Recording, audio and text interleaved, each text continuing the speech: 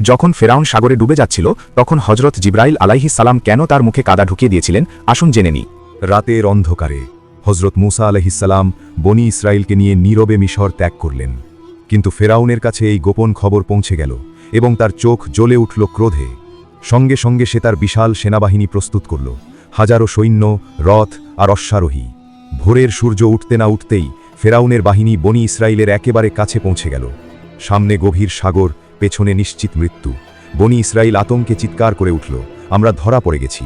কিন্তু হজরত মুসা আলাইহিসসালাম অটল পাহাড়ের মতো দাঁড়িয়ে রইলেন।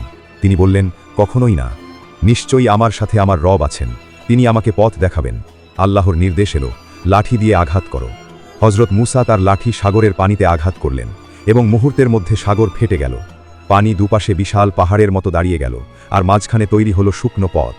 হজরত মুসা ও বনি ইসরায়েল সেই অলৌকিক পথে এগিয়ে চললেন। পানির বিশাল দেওয়াল দুপাশে দণ্ডায়মান। ফেরাউন তার সেনাবাহিনী নিয়ে অন্ধ ক্রোধে তাদের পেছনে সেই পথে নেমে পড়ল।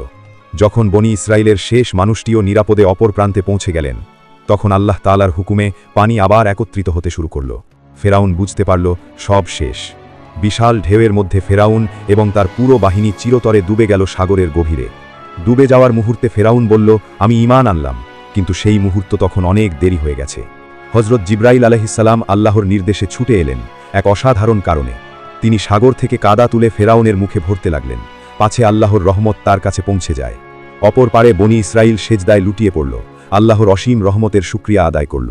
এই ঘটনা আল্লাহ তাআলা কোরআনে অমর করে রেখেছেন, কেয়ামত পর্যন্ত মানুষের জন্য নিদর্শন হিসাবে। যে আল্লাহর উপর ভরসা রাখে, সাগরও তার জন্য পথ হয়ে যায়। আল্লাহু আকবার।